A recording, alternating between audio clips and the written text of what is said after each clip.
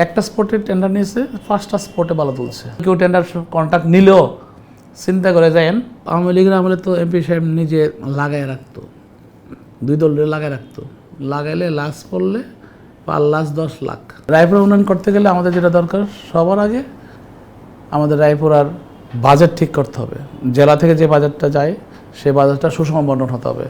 71 জেলায় 71 ইউনিয়নে সম বন্টন হওয়া দরকার। তাইলে আমি 71 প্রতি ইউনিয়নের সম উন্নয়ন আশা করতে পারি, কিন্তু এটা হয়নি আজ পর্যন্ত। এটার জন্য আমি সবসময় আমার ভাষা ব্যক্ত করছি যে এটা বৈষম্য শিকার হওয়া যাবে না। দ্বিতীয়ত, আমি ফান্ড পেলে কিন্তু আমি উন্নয়নে হাত দিতে পারি, নাহলে তো পারবো না। দ্বিতীয়ত, আমাদের যেমন জনস্বাস্থ্য প্রকৌশল দপ্তর একটা ডিপার্টমেন্ট আছে, সেটার জন্য আমার বাড়ি বাড়ি কী উন্নয়ন করা যায়, বাড়ি বাড়ি কীভাবে আমি স্যানিটেশন দিতে পারি, পৌরসভা দিতে পারি, ওয়াটার সাপ্লাই দিতে পারি, এগুলো নিয়ে কিন্তু আমাদের কাজ চলছে। আবার যদি আমরা সমষ্টিগত হিসাব করি, যেমন আমাদের রোড, আমরা এখন যে যেটা 2 লেন আছে, আমরা 6 লেন করতে চাই। ঢাকা সিলেট হাইওয়ে থেকে 6 লেন করে পান্তশালা ব্রিজ করে আমরা নবীনগর পার করে এটা কুমিল্লা হাইওয়েতে কানেকশন করতে চাই, যাতে করে ঢাকা শহরের উপর আমাদের যে কাভার্ড ভ্যান বা ট্রাক আসে, যেটা ঢাকা শহর হয়ে, চট্টগ্রাম থেকে ঢাকা শহর হয়ে আমাদের ভালুকা যায়, গাজীপুর যায়, সেগুলো সব ওই দিকে চলে যাবে। ঢাকা শহরের চাপ কম পড়বে, পেট্রোল কম আমদানি হবে, কারণ পেট্রোল পূর্বে কম, দূরত্ব কম হতে পেট্রোল পূর্বেও কম। তো সেই হিসাবে জাতীয়ভাবে উপকার হবে এটা, এবং ভালো রেভিনিউ আর্ন হবে। পাশাপাশি আমাদের যেই 8টা ইউনিয়ন অঞ্চল আছে, এটা নদী বেষ্টিত, এগুলো এখানে আমাদের অনেক রিসোর্ট হতে পারবে, ওখানে অনেক ইউনিভার্সিটি হতে হবে, অনেক ধরনের প্রতিষ্ঠান হবে, যেগুলো কিনা রায়পুরের উন্নয়ন হবে, দেশের উন্নয়ন হবে। কারণ ওই জায়গার জমিগুলো সস্তা জমি, এমন চরাঞ্চল তো, পানি বেশি, তো পরিবেশ খুব ভালো, এবং আমরা অনেক ধরনের প্লট দিতে পারবো সেখানে। তো সেই হিসাবে আমাদের 6 লেনের পরিবর্তে এখন 4 লেন ইনিশিয়ালি মোটামুটি অ্যাপ্রুভ আছে। 4 লেনটা হলেও ব্রিজটা হয়ে গেলে আমাদের জন্য সবচেয়ে সুন্দর হয়, এবং এটা আমরা করবো ইনশাল্লাহ। তারপর চরাঞ্চলের মধ্যে ইন্টারকানেক্টেড ব্রিজগুলো করলে তো আমরা এক চোরতে আর চোর যেতে পারছি, এক চোরতে ঢুকবো আর চোরতে বেড়ে যাবো। তাহলেও দেখা যাবে যে চরাঞ্চলের ভিতরে যত জমি জমা আছে এগুলো ইউজ করা যাবে। আবার চরাঞ্চলের ভিতরে আমাদের প্রচুর জমি আছে, যেগুলো কিনা একটা বলতে গেলে একটা চর কিন্তু অন্য সব এলাকার একটা উপজেলার সমান আমাদের, এত বড়। এখানে যে প্রচুর জমি আছে আমাদের, সেই খাট জমি আছে, এগুলো ইউজ করতে পারি। এবং যেই জমিগুলো আমরা এক ফসলি, সেটাকে আমরা যদি চরাঞ্চল বেষ্টিত আমরা বেড়িবাদ দিয়ে জমিগুলো উদ্ধার করি, তাহলে 3 ফসলি করতে পারি এগুলোকে। আমাদের চরাঞ্চলের মানুষ বেশিরভাগই তারা কাজ করে, কিন্তু এক ফসলি করে বাড়ির সব বসে থাকে, যার জন্য ঝগড়া করার সময় পায় বেশি। আমরা চাই ঝগড়া বিমুখ করতে এবং শান্তি ফিরে আনতে। চরাঞ্চলে মারামারি কাটাকাটি আমি চাই না, একটা মারামারি হোক, আমি চাই যে টোটালি স্টপ। আমি প্রত্যেক গ্রুপকে বলেছি, সেই জন্যই উন্নয়নের আগে কিন্তু দরকার শান্তি ফিরিয়ে আনা, চরাঞ্চলে ঝগড়া বিবাদ বন্ধ করে শান্তি ফিরিয়ে আনা। কারণ আমি যদি সন্ত্রাসমুক্ত না করতে পারি, মাদকমুক্ত না করতে পারি, কেউ কিন্তু ইন্ডাস্ট্রিও করবে না, সেখানে রেসর্টও করবে না, বিনিয়োগ করবে না। তো এই জন্যই এক কথা বলতে গেলে চরাঞ্চলের মানুষের মধ্যে বা রায়পুরের মানুষের মধ্যে মাদকমুক্ত সমাজ গঠন করা একটা চ্যালেঞ্জ। একটা চ্যালেঞ্জ হলো মানুষের মধ্যে ঝগড়া বিবাদ বন্ধ করা, আইনের শাসন প্রতিষ্ঠা করা। এই জিনিসগুলো করতে পারলে আমাদের নেক্সট যে স্টেপগুলো আছে সেটা আমরা নিতে পারি। তো আমাদের পর্যায়ক্রমে একটা পর একটা চলবেই, এটা আমরা করবই। তো আমি মনে করি আসলে সব মিলিয়ে আমরা পুরা রায়পুরার যদি উন্নয়ন করি, যে রায়পুরে আরও সব এলাকা আছে, যেসব এলাকা আমাদের প্রচুর বিল আছে, যেমন সরকার ঘোষিত আছে 30টা বিলের টেন্ডার হচ্ছে এখন, কিন্তু সরকার ঘোষণার বাইরেই, মানে সরকারের নিজস্ব বিল আছে এরকম কিন্তু 60-70টা বিল আছে। এটা খাস জমি কিন্তু এগুলো। আমি এক কথা বলতে গেলে রায়পুরের ভিতরে এত খাস জমি আছে, এই খাস জমিগুলো যদি আমরা শুধুমাত্র ফসল উৎপাদনের জন্য ব্যবহার করি অথবা মৎস্য উৎপাদনে, তাইলে আমার মনে হয় যে এক রায়পুরা দিয়ে আরও 10টা উপজেলা খাইতে পারবে। আমি যে রিসার্চ করেছি, যা বুঝতে পেরেছি, যে সরকারের জন্য যেমন সবচেয়ে বড় চ্যালেঞ্জ আইনের শাসন বাস্তবায়ন করা, ঠিক তেমনই মাদক আসক্ত মানুষের সংখ্যা কমানো, মাদক মুক্ত করা। তাহলে মাদক মুক্ত করতে পারলে দুর্নীতি কমবে, মাদক মুক্ত করতে পারলে চাঁদাবাজি কমবে, মাদক মুক্ত করতে পারলে আমার আইনের শাসনটা বাস্তবায়ন হবে। এই কয়েকটা লিঙ্ক কিন্তু আমাদের জন্য বড় চ্যালেঞ্জ। আদারওয়াইজ যা সম্পদ আছে মানুষের, এই সম্পদ যদি ভালোভাবে ব্যবহার করা হয় তাহলে বাংলাদেশকে কোথাও হাত পাততে হবে না। যেটা শহীদ প্রেসিডেন্ট জিয়াউর রহমান করেছিলেন, তারেক রহমান সাহেব বর্তমান প্রাইম মিনিস্টার উনিও সেটাই করবেন। আমরা ওই প্ল্যান নিয়ে আগাইতেছি যে আমাদের রিসোর্সটা আমরা ইউজ করি প্রপারলি। উৎপাদন করলাম ঠিক, কিন্তু উৎপাদনের পরে আমি সবজি বাজারে বিক্রি করতে পারলাম না, এটা জমিতেই পচাইতে হইলো, কারণ আসা যাওয়ার যে ভাড়াটা এটা উঠবে না বিক্রি করে। এই ধরনের হতে চাই না আমরা, এই ধরনের করতে দেবো না। কাজে আমরা পরিমিত উৎপাদন অ্যাজ পার ডিমান্ড এই কন্ট্রোলিং আনতে পারলে টোটাল যে রিসোর্স আছে সারা বাংলাদেশের এরিয়াটা এরকম, বিশেষ করে রায়পুরাতে আপনি দেখেন নদী বেষ্টিত নিম্ন এলাকা, আবার সমতল ভূমি আছে, আবার লালমাটি এলাকা, উঁচু এলাকা আছে, সবই আছে আমাদের। আমরা হিসাব করলে রায়পুর একটা ক্রিম পয়েন্ট এরকম কিন্তু সারা বাংলাদেশের প্রচুর এরিয়া আছে।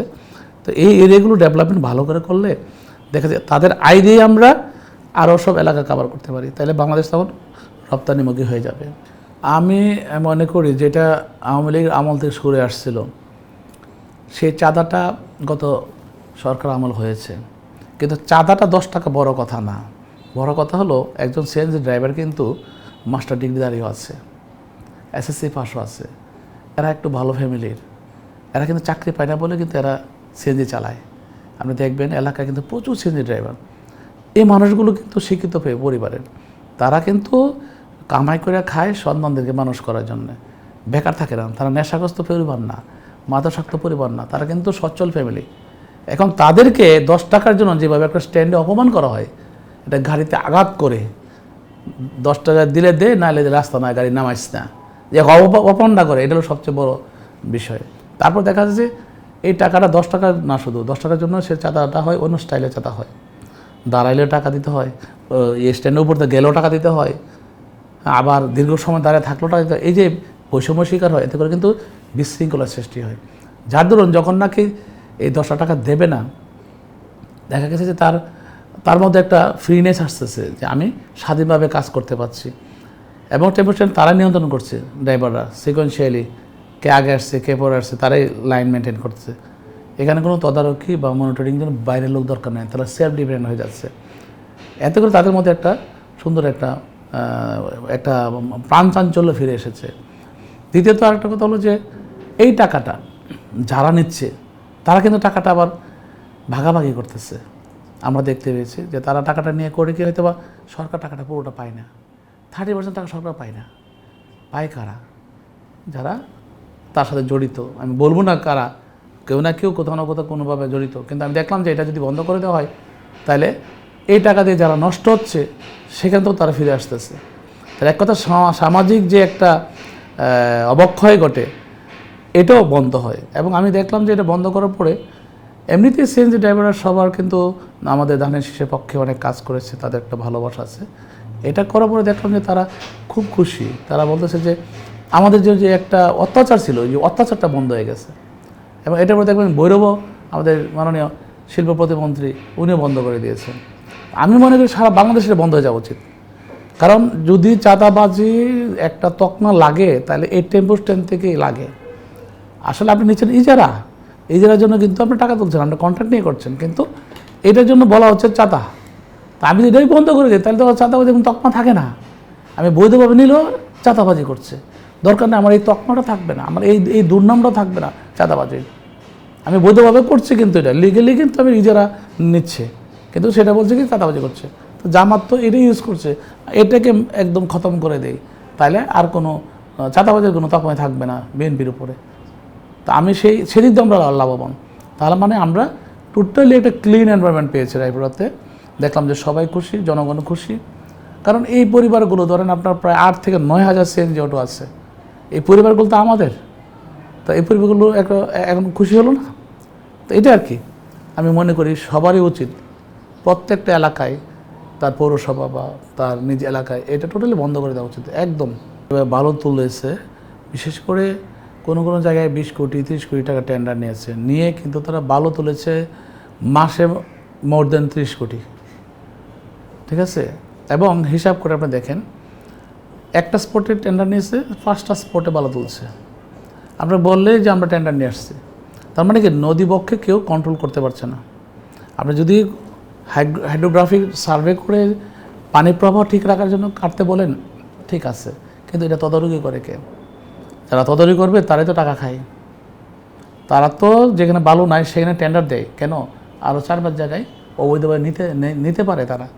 তো এই যে একটা অনিয়ম চলে আসছে, এতে করে আমি মনে করি 17 বছরে মিনিমাম 15,000 কোটি টাকা বালু গেছে। কারণ আমাদের এলাকাটা বালু আসে বেশি, কারণ মেঘনা দিয়ে প্রচুর বালু আসে এখানে। তো সেই ক্ষেত্রে মনে করেন এটা একটা আমাদের একটা গুড পয়েন্ট এখানে। সরি। তো আমরা হিসাব করে দেখছি যে আমরা এই মেঘনা অববাহিকায় পানি বহন করে নিয়ে আসে অনেক পলি।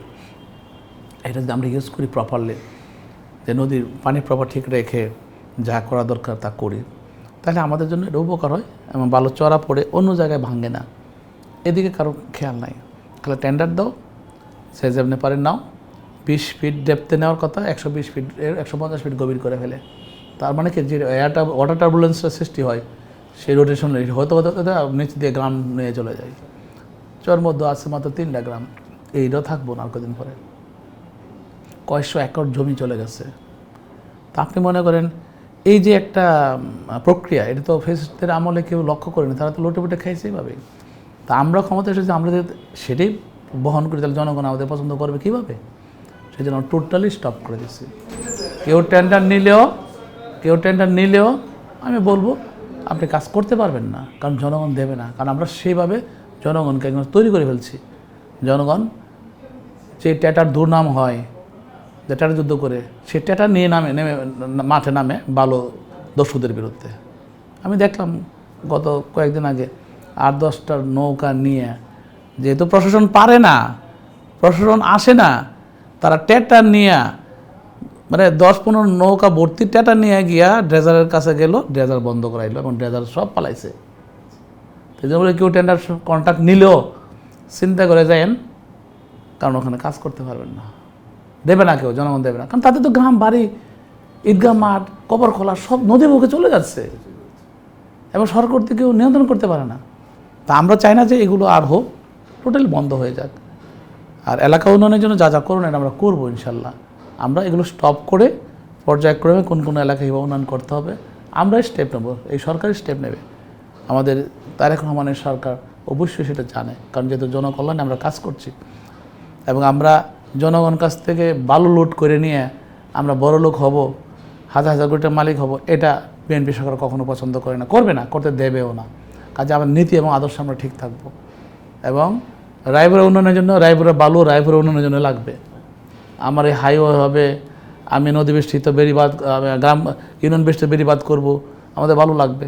যেখানে ভেঙে গেছে, ধরেন কয়েক একর চলে গেছে, সেখানে আমার ব্যাকফিলিং করতে হবে, তাহলে আমি ওখান থেকে এনে এখানে ফেলাই না, না এটা কেউ দেখে না, খালি ওখান থেকে কেটে খালি বিক্রি করো, চড়া পড়ছে ওটা কেটে বিক্রি করো। কিন্তু যে চড়া পড়ছে এখানকার ভাঙনের জন্য আসেন না, এটা জিও ব্যাগ দিয়ে আমরা এটাকে উদ্ধার করে দিই কম খরচে। এগুলি অনেক পরিকল্পনার ব্যাপার এবং অনেক গভীরের কাজ। এইভাবে যে প্রত্যেকটা এলাকা করা হয়, প্রত্যেক এলাকা করলে আমার মনে হয় যে 2 বছর লাগবে, বিএনপি তার দেশের চেহারা পাল্টে দেবে। এবং সেখানে সঠিক লোককে সঠিক জায়গায় বসাতে হবে। আগের মতো করে যদি মান্যতার আমলের সিস্টেমে যদি খালি ভাগাভাগি করে দিয়ে দেয় আর কাজ করতে গিয়ে 6 মাস পর ধরা পড়ে উনি পারে না, তাহলে আমাদের ভুল হবে। আমাকে খুঁজে বের করতে হবে right person behind the right post, right person behind the right chair. সে সঠিক চেয়ারের যোগ্য লোক কিনা, তাকে দিলাম, সে সঠিকভাবে কাজ করছে কিনা।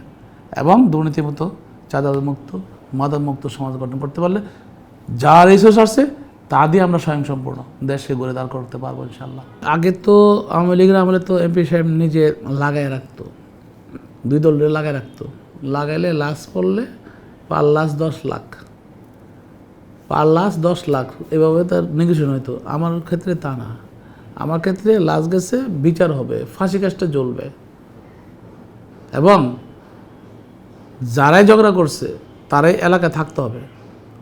এখন যেমন আছে একটা গ্রুপ দখল করে আছে, একটা গ্রুপ বাইরে আছে, প্রত্যেকটা চড়ে। আমার কথা তা না, কারণ তারা করে কি আবার প্রস্তুতি নিয়ে এসে ঝগড়া করে তাদেরকে বের করে দিয়ে তারা অবস্থান করে, আবার কয়েকদিন পরে যারা বেড়ে গেছে তারা আবার ঝগড়া করে ঢোকে। এই যে সাইকেলে চলতেছে কিন্তু 200 বছর ধরে। কিন্তু আমার কথা হলো ঝগড়া হয়েছে, আপাতত থামুন এখন। ঝগড়া হয়েছে, আপনার লাশ কয়টা গেছে, কয়টা মানুষ নিহত হয়েছে, আদালতে মামলা হচ্ছে, মামলা অনুযায়ী ফাঁসি হবে, কোনো নেগোসিয়েশন নাই। নেগোসিয়েশন করলে আবার মারামারি হবে। এই যে লাশ বিক্রি করে একটা রেওয়াজ দিয়ে গেছে আওয়ামী লীগ 10 লাখ 20 লাখ, এই রেওয়াজটা আমরা বন্ধ করে দিচ্ছি। এটা আমাদের ফার্স্ট ইস্যু। যেমন আমি স্পষ্ট বলছি, এখন যারা আগে আসা ঝগড়া করবে এদেরকে জনমের লাগে বাইর করে দেবো এলাকা থেকে, টোটালি স্টপ, কোনো মারামারি নেই। হ্যাঁ, তুমি উঠতে চাও এলাকায়, উঠো, তোমাকে তুলে দিচ্ছি আমরা। যারা আছে তারাও রাজি আছে, চলবা, থাকবা, খাইবা, ঘুরবা, একসাথে চলবা, কিন্তু কেউ গায়ে আঘাত করবো না।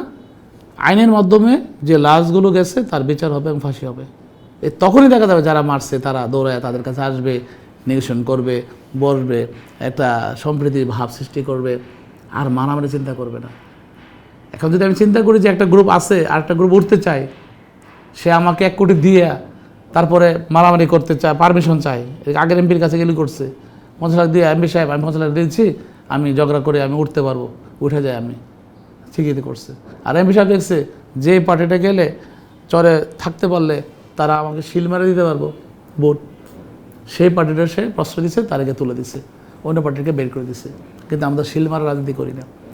যেমন আমরা শ্রীনগরে আমরা এবার এই অপোজিশন পার্টিকে তুলে দিলাম একটা চরে, তারা সবাই যে আমাকে ভোট দিচ্ছে তা না, কিন্তু তারা তো উঠতে পারছে এবং সংঘর্ষবিহীনভাবে তুলে দিতে পারছি।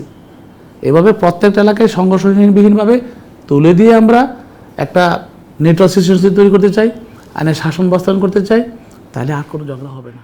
কারণ আমরা যদি প্রশ্রয় দিই তাহলে সেটা হবে, আর তারা যদি আমাদের অর্ডার না মানে, তারা ওই প্রক্রিয়া যেতে চায় মারামারি করে করে, আমি বলে দিতে পারি যারা করবে অন্যায় পথে যাবে তারাই কিন্তু সামনে বিপদে পড়বে, তারাই এলাকা ছাড়া হবে, তারা থাকতে পারবে না এলাকায়। কারণ আমরা চাই না এই অবৈধ অন্যায় পথে আরও লাশ যাক, আরও ক্ষতিগ্রস্ত হোক।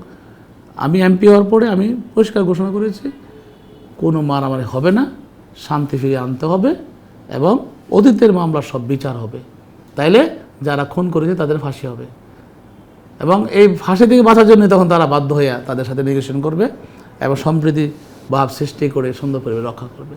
এটা হলো আমাদের প্রকৃত আদর্শ, যে দল ভালো চাই, আমরা ভালো চাই, জনগণ ভালো চাই। এখন অতীতে যারা ছিল তারা তো এগুলো চিন্তা করে নেয়। বললাম না যে তারা চাচ্ছে যে গ্রুপটা থাকলে উনি ভোট পাবেন, অপোজিশন টিমটা বিএনপির হোক, এটা বের করে দাও এখান থেকে। তো বিএনপির তো প্রায় 40,000 ভোটার এলাকা ছাড়া ছিল 2018-তে, এবারও অনেককে আমরা ঢোকাই দিয়েছি, চলে গেছে এলাকায়। তো এভাবে একটা সম্প্রীতির পরিবেশ সৃষ্টি করে আইনের শাসন বাস্তবায়নের মাধ্যমে আমরা এলাকায় শান্তি ফিরিয়ে আনতে চাই। যেমন বালু উত্তোলন অবৈধভাবে, এই বালু উত্তোলন কিন্তু বালু দস্যুরা যে বালু উত্তোলন করে, এটাও কিন্তু আরেকটা বিগ ফ্যাক্টর, চরাঞ্চলের ঝগড়ার একটা ইস্যু। যদি আপনি বালুর ভাগ খেতে চান, আপনার গ্রুপকে থাকতে দিবেন, তারা প্রভাব বিস্তার করে হাজার হাজার কোটি বালু তুলবে। এটা আওয়ামী লীগের এমপিরা করছে, কিন্তু আমরা তো বালু খেকো না, আমাদের জনগণের সেবক। সেই হিসেবে আমরা বালু উত্তোলন বন্ধ করছি, মানে কি ওখানে কিন্তু বালু দস্যুদের প্রভাব কমে গেছে এবং ওইটা নিয়ে কিন্তু ঝগড়াগুলো হয় বেশি, ওইটার উপর একটা প্রভাব খাটানোর জন্য। তো এইটা দিয়ে কিন্তু মোটামুটি 50% প্রবলেম সলভ হয়ে গেছে। এখন রেখে যাওয়া সরকারের যে আইনের শাসন, এটা কিন্তু অতীতের যে ব্যর্থ শাসন ব্যবস্থা ছিল সেটারই ধারাবাহিকতা, কিন্তু খারাপে দিয়ে যায়নি, একটা স্টেডি স্টেট ছিল, একটা স্থিতিতে ছিল। কারণ গত 1.5 বছর যেটা ছিল সেটা দেখা গেছে যে আপনি হিসাব করেন, আওয়ামী লীগের আমলে 15 বছর গেছে 47টা লাশ গেছে মারামারি করে, আর ইয়ার মধ্যে 1.5 বছরে গেছে, অন্তর্বর্তী সরকার 1.5 বছরে গেছে 17টা লাশ। আর আমরা 13 দিন ক্ষমতা নিলাম, 13 দিনের মধ্যে গেছে 2টা। ওই যে ধারাবাহিকতা আসছে, ধারাবাহিকতা কিন্তু এই কার্যকলাপ করছে। ইলেকশনের 2 দিন পরে একটা লাশ গেছে। তা আমি মনে করি যে ওই ধারাবাহিকতা থেকে বেরিয়ে আসতে গেলে আমাদের যে একটু সময় লাগবে, সবগুলো শাখা প্রশাখা, অবৈধ শাখা প্রশাখা বন্ধ করে আস্তে আস্তে আইনের শাসন বাস্তবায়ন করা। যেমন আমাদের চরাঞ্চলে যে থানা হয়েছে, এখন থানা কাজ তাড়াতাড়ি চালু করা, ফাঁড়িকে উন্নয়ন করা। যে ফাঁড়িতে পুলিশ আছে, পুলিশের কোনো অস্ত্র নাই, পুলিশ কোনো আসামি রাখার কয়েদি ঘর নাই, পুলিশের থাকার নিজস্ব কোনো ঘর নাই, যে পুলিশের অস্ত্র নাই, থাকার জায়গা নাই, থাকে আরেকজনের বাড়িতে গিয়া, সেই পুলিশ তো সন্ত্রাসীদের কাছে নিরাপদ। কারণ সন্ত্রাসী তাদের কাছে এসে খাওয়ায় থাকায় বড় সব কিছু বর্ণন করে, তো তাদেরকে দিয়ে আমি কি আশা করবো? কাজে থানাটা তাড়াতাড়ি ডেভেলপ করতে হবে।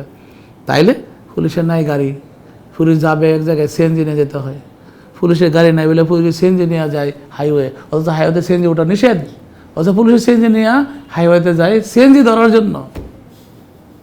আমরা কোন জায়গায় বাস করি? তো এই জন্যই বলি যে আসলে এইগুলোর পরিবর্তন আনতে আনতে আমাদের একটু সময় লাগছে, কারণ প্রশাসনিকভাবে একটা গাড়ি দেওয়া, অস্ত্র দেওয়া, তাদের থাকা পরিবেশ সৃষ্টি করা, এগুলো সময় লাগবে। কিন্তু আমার খুব আশ্চর্য লাগে আসলে, আমি জানি না কেন এগুলো হয়।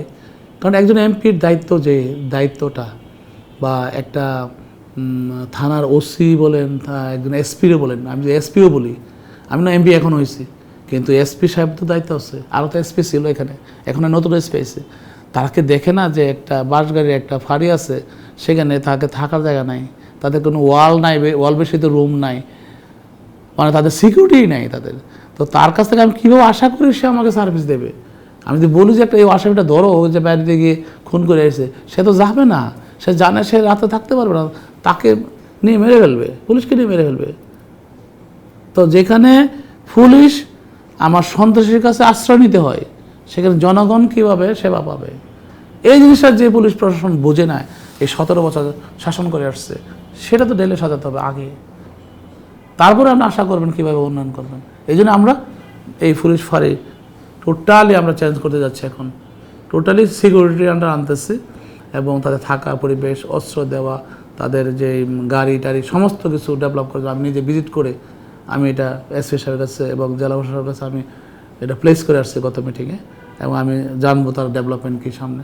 এই যে আন্তরিকের সাথে কাজ করা, মনে করেন একটা এলাকা নিয়ে তার প্রত্যেকটা পার্টে পার্টে আপনার জানা থাকতে হবে কোথায় কী হয়, তাহলে আপনি পারবেন এলাকা ঠিক করে রাখতে পারতে। এবং 300 আসনে যদি এইভাবে চর্চা করে আপনি উন্নয়নের চিন্তা করেন, কৃষি উন্নয়ন চিন্তা করেন, জনস্বাস্থ্য উন্নয়ন চিন্তা করেন, এলজিডি ডেভেলপমেন্ট চিন্তা করেন, সমস্ত ডেভেলপমেন্ট চিন্তা করেন, শাসন ব্যবস্থা এবং মাদক মুক্ত এবং দুর্নীতিমুক্ত সমাজ গঠন করার লাগে, তাহলে মনে করেন যে বাংলাদেশ ঘুরে দাঁড়াবে 2টা বছর শুধুমাত্র, সব দিক দিয়ে, এবং এটা এক্সপোর্টিং কান্ট্রি হয়ে যাবে টোটালি। আমাদের যেমন পরিকল্পনা, ওনারই পরিকল্পনা এগুলো, উনি চান এভাবে। কারণ উনি কিন্তু বলেছিলেন যে আপনারা এখন চিন্তা করছেন, আমি 20 বছর আগে চিন্তা করে রাখছি। কাজে ওনার চিন্তা চেতনা আমরা জানি বিদায় আমরা ওইভাবেই অগ্রসর হচ্ছি। ওনার চিন্তা চেতনা, তারেক রহমান সাহেবের চিন্তা চেতনা কিন্তু আমরা বাস্তবায়ন করছি। দেখেন, একটা জিনিস জানে রাখবেন যে রাজা দোষের রাজা নষ্ট, প্রজা কষ্ট পায়। রাজা যদি ভালো থাকে তার সব ভালো থাকবে, নেতা ভালো থাকলে সব ভালো থাকবে, এবং নেতা আমাদের ভালো বিদায় কিন্তু আমরা প্রত্যেকটা মানুষের ভালোভাবে কাজ করার জন্য চিন্তা করে ভালোভাবে এগিয়ে যাচ্ছি। কাজেই আগামী দিন মনে করেন ওনার নেতৃত্বে আমরা রায়পুরকে করবো, ওনার নেতৃত্বে আমরা সারা বাংলাদেশে কাজ করবো ইনশাআল্লাহ। আমাদের এলাকায় তো চাঁদাবাজি নাই, আমাদের রায়পুরে কোনো চাঁদাবাজি দেখাতে পারবেন না আপনি। এবং চাঁদাবাজির কথাটা কিন্তু বাংলাদেশে কয়টা জায়গায় আছে আমি জানি না, ডিজিটাল যুগে হয়তো বা 2-1টা হইলে এটা ছড়ায় যায় অনলাইনে, আর পিনাকি দাদা তো বসে আছে, পাইলে এটা মারা দেয়। মনে করেন যে ওনার কয়েক মিলিয়ন ভিউজ আছে, এখন একটা মারা দিলে মিলিয়ন মিলিয়ন ভিউজটা দেখে মনে করে যে চাঁদাবাজিতে ভরে গেছে। দেশে চাঁদাবাজি আছে কোথাও আমি জানি না, কিন্তু চাঁদাবাজির চেষ্টা করে বিএনপির নাম ভাঙ্গায়া, বিএনপিকে পিছনে রেখে আগে ফেসিস্টটা করতে পারে। কিন্তু আমার কথা চাঁদাবাজি আমার চোখে পড়ছে না। যেমন টেম্পো স্ট্যান্ডে চাঁদাবাজি কথা বলেন, চাঁদাবাজি না, ইজারা, এটাকে স্টপ করছে জনগণের সুবিধার্থে, অথবা এটা উচিলা করে অন্যরা কেউ হয়তো ফায়দা লুটতে পারে, সেই জন্য এটা টোটালি বন্ধ করে দিলে এই সেক্টরটা আমাদের একটা মানে দুর্গন্ধমুক্ত হলো, তাই না? এই চাঁদাবাজি যে দুর্গন্ধটা আছে, যেটা জামাত বারবার বলছে, জামাতের লোকেরা কিন্তু কম চাঁদাবাজি করে না, আর অনেক চাঁদাবাজি করছে, কিন্তু এটা হলো হাদিয়া, তাদের ক্ষেত্রে হাদিয়া, তাই না? আর আমাদের ক্ষেত্রে ইজারা, কিন্তু ইজারাটা হয় চাঁদাবাজি, আর হাদিয়া চাঁদাবাজি হবে না কেন, তাই না? তো এই জন্য আমি বলি যে চাঁদাবাজি মুক্ত রায়পুরা কিন্তু আমরা 5 আগস্টের পরে টোটালি বন্ধ করে দিয়েছি। আওয়ামী লীগের লোকেরা যেভাবে নিত প্রত্যেকটা প্রতিষ্ঠান থেকে, টোটালি স্টপ হয়ে গেছে। এবং আমাকে যখন বলা হলো যে আওয়ামী লীগের ছেলেবেলা নিত, আপনাদের ছেলেবেলাকে দিলে সমস্যা কি, আমি বলছি নো, তাদেরকে নষ্ট করেন না, তাদেরকে নষ্ট করেন না এই টাকা পয়সাগুলো দিয়ে। আমরা চাই আমাদের প্রাণে আগাইতে, আমরা পালান না দল না, পালাবো না এবং পালাতে পারবো না, আমাদের শাখা প্রশাখা আছে, কাজে আমাদের দল আছে, বড় দল আছে, যেটা আওয়ামী লীগ বুঝে নেয়। আমি যদি খালি ভোটের অধিকার দিত তাহলে তো তাকে পালাতে হয় না আজকে, একবার কি 5 বার কি বছর কি 10 বছর পর আসতো ক্ষমতায়, এখন তো এই জীবন আসতে পারে কিনা সন্দেহ আছে। একটাই কারণ কিন্তু, বুঝছেন, যে তারা ভোটের অধিকারকে শেষ করে দিয়েছিল, তাদের নিজের অধিকার নিয়ে গিয়েছিল সেটাকে।